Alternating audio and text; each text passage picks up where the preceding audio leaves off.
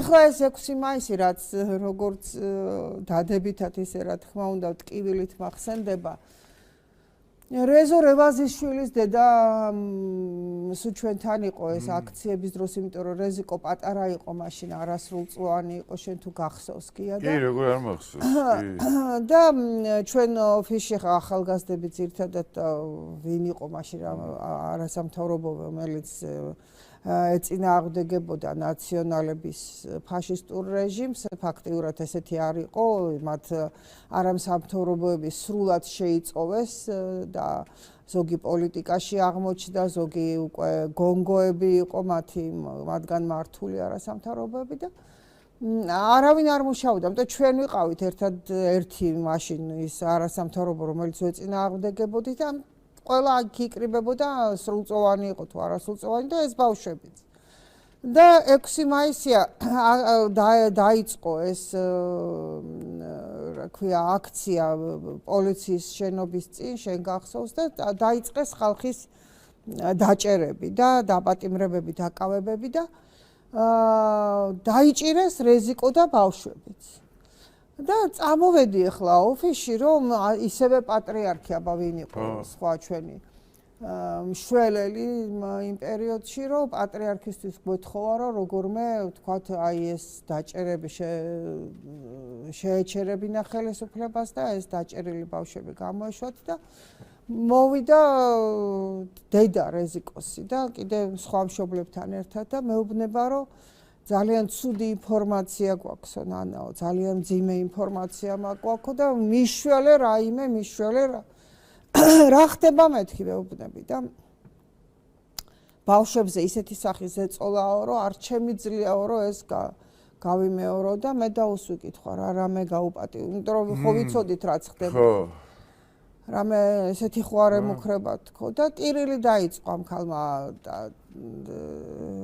დედამ და მაშინვე ავიღე ტელეფონი და დავრეკე შენთან, რომ გია ესე დაჭერილი არიან ბავშვები და მათ მიმართ ესეთი საფრთხე არსებობს თქო და რამოდენიმე წუთში ვხედავ იღება კარები, შემოდის დათო მაღრაძე, ლევანი და მეუბნებიან იცი რა მოხდა ვეუბნები და გია გადახტა პლასმასის ადამიანებში და იქო ურტყავენო და ნუ ეხლა რა დამემართა, წარმოიდგინე, ნუ აი არ ვიცი ეს ყველაფერი მერჩია რომ ეს ჩემ ტანზე ხდებოდეს, მე მცემდნენ, მე მირტყავდნენ, მე ყოფილიყავი იქითკენ და შენ არა, მაგრამ ნუ ფაქტია რომ ეს უკვე შენ იქ იყავი და რას მელაპარაკები მეთქი ხო არაო ლევანი მეუბნება არაო ნუ დაინახა რომ ძალიან განვიცდი ამასო აღარაფერი აღარ ეშველება უბრალოდ პატრიარქს ხوار ვთხოვოთო ისევეო რომ რაღაცნაირად რაღაცა ფორმით ჩაერიოსო, იმიტომ რომ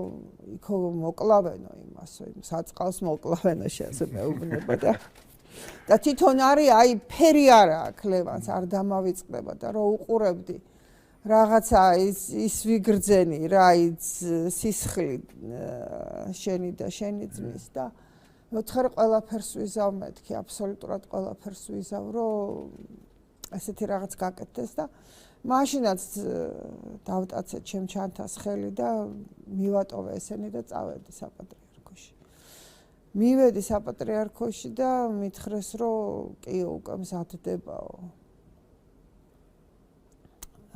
განცხადებაო ასეთი სახისო და რომ გავიგეროს განცხადება მზადდება და ძალიან მალე იქნება ისევე ჩავჭექი იგივე მანქანაში და წამოვედი უკვე თქვენსკენ პოლიციის შენობასთან და მოვედი თუ არა და მესმის რომ უკვე მეგაფონებით ჩვენები აცხადებენ რომ აი პატრიარქმა გააკეთა განცხადება და ეს 6 ბიჭი გაანთავისუფლეს. ხო და მე მახსოვს ეგ ერთადერთი შემთხვევა იყო, როდესაც ხელისუფლებამ უკან დაიხია. სხვა შემთხვევაში ხელისუფლებას უკან არ დაუხევია, მთელი ამ წლების განმავლობაში. რატომ დაიხია? 7 ნოემბერი ხო შენ კარგად გახსოვს. აი ხელისუფლებამ 7 ნოემბერს რატომ გამოიჩინა ის სიასტიკე, იმიტომ რომ ხედავდა რომ ხალხის აზვირთება 5-6 მოშიმშილე, მეტი იქ არ იყო. და იმათ ცემას მოყვა ის რაც მოყვა, ხო? რომ მთელი ქვეყანა ფეხზე დადგა და მართლაც მათ რო ის დარბევები და ის არ წარმოებინათ, მთელი ქვეყანა გამოდიოდა. მთელი თბილისი კი არა, რეგიონებიდან იყო დაძრული ხალხი მოდიოდა თბილისში. ესეთი რამე ხდებოდა აი ამ ბავშვების, აი ამ დაპატიმრებამ და მიუხედავად იმისა, რომ მე ეს ინფორმაცია, რომ იქ ამ ბავშვებს ასეთი რამე შეიძლება დაემუქროთ, რა თქმა უნდა არ გამივრცელებია გასაგები მიზეზის გამო, ხო? და ეს მხოლოდ შენ გითხარი და იქ ძალიან ცოტა ადამიანებმა იცოდა, იმიტომ რომ დათოს უთხარი მაღრაძეს და ლევანს იქ მოსულს, რომ ეს ხდებოდა და ვერავინ ვერ მოვიფიქრე და გიას დაურეკე და ვაიმე ეგ რა გიჟია მეთქი როგორ გადახტა, სად გადახტა, რატო? ნუ მოკლედ. მაგრამ მათ დაინახეს, რომ მეც რო არ მისულიყავი ეს განცხადება გაკეთდებოდა ხელისუფლების მხრიდან, რატომ? იმიტომ რომ მათ დაინახეს, რომ ამას უკვე ისეთი რეაქცია მოყვებოდა ამ ბავშვების მიმართ, ასეთ აქციას. შენ შესავალ სიტყვაში ჰერჩინსკის განცხადება თუ ვიღაცის განცხადებაზე გააკეთე, ხო? ბავშვებზე კი. ბავშვები LGBT. აი, ბავშვების მიმართ იცი, რომ საქართველოში განსაკუთრებული დამოკიდებულება არსებობს, ძალიან სენსიტიური თემა ყველა მშობლისთვის. ეს თემა და იცოდნენ ამათ, რომ ამას მოყვებოდა უკვე უმართავი სიტუაცია და მათ ინტერესებშიც უკვე შევიდა, მაგრამ უკან ხო არ იტყოდნენ, რომ ჩვენ უკან ვიხევთ და ჩვენ ეს ჩვენი ესე ვთქვათ სასტიკი რეჟიმის ილეთებს არ ვიყენებთ და ისინიც თანახმა იყვნენ პატრიარქს, რა თქმა უნდა, რომ ეს ამბავი გაიგო მას თავისთავად ჰქონდა ეს გადაწყვეტილი, მაგრამ მათაც ეს უნდოდათ, მათ წინააღმდეგობა არ გაუწევიათ ისეთი, როგორიც მაგალითად სტადიონზე გაწიეს, რომ მოვარდნენ იქ და პატრიარქის განცხადების გაკეთების. უნდოდათ იცოდნენ, რომ პატრიარქის განცხადება ჩააშოშმინებდა სიტუაციას და ბავშვებს რო გამოუშვებდნენ. საშუალება მიეცემოდათ, რომ თავის ძალაუფლება გადაერჩინათ, ბავშვების გამოშვება კი ბატონო, კი ბატონო. საკუთარი ძალაუფლების გადარჩენის შანსი იყო. ამ შემთხვევაში და აქ ორმაგად ჩვენ ინტერესებშიც იყო, იქ შენიყავი და ბავშვები იყვნენ და მათ ინტერესებშიც. ანუ პატრიარქს მარტო სულიერი მამის და სულიერი მოძღვრის ფუნქცია არ ქონია ამ ქვეყანაში. ის იყო ერის მამაც და მისი დაკრძალვის დღეებით და ის უმძიმესი პერიოდი ალბათ მთელი საქართველოსთვის იმისი მაუწყებელი იყო, რომ ეს მხოლოდ სულიერი ლიდერი არ იყო, იმიტომ რომ ჩვენ გვინახია სულიერი ლიდერების კათოლიკეების, რომის პაპების დაკრძალვები და სხვა სულიერი მუსულმანი ლიდერების დაკრძალვისაც, სადაც ის როგორც სულიერი მოძღვარი სულიერი ლიდერი ისე აცილებდნენ ხალხი და ჩვენ პატრიარქი ეგრე არ გაგვცილებია. ჩვენ ის გავაცილეთ როგორც ჩვენი ერის, ჩვენი ქვეყნის მამა და სულიერი მოძღვარი და ის ნამდვილად ესე იყო.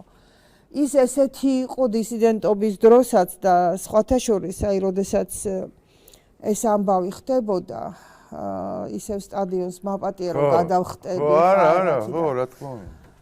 ჯერეთი ძალიან ნერვიულობ, როცა მასზე როგორც წარსულში, პატრიარქზე როგორც წარსულში რომ საუბრობ, ძალიან მძიმეა, ხო და მოდი ნანა ერთი წამით გავუშვებთ ის ვიდეო გავუშვათ ერთი სანამ შენს ცოტა იმას იზავ, რა ქვია, გადაერთვები რა ძალიან ნერვიულობდა აი ეს ვიდეო რა განცხადებაც მაშინ გააკეთე, იმიტომ რომ მე ხო მაშინ ეს არ მომისმენია ტელევიზორში, სამატყოფოში ვიყავი და ეს მითხრეს ეს რომ გააკეთე ეს განცხადება და მოდი გავუშვათ ეს განცხადება, რა განცხადება გააკეთა 6 მაისს საღამოს პატრიარქმა, შემდეგ უკვე რომ ბავშვებიც გამოუშვეს და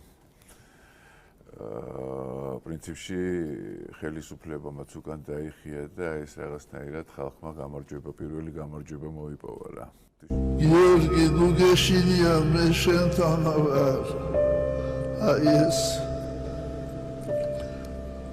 ხმა ესმის საქართველოს ეს საქართველოს ესმის ხმა უფლისა საქართველოს ნუგეშინია მე შენთანა ვარ. ხო, ნუ აი ესეთი ამბავი იყო რა.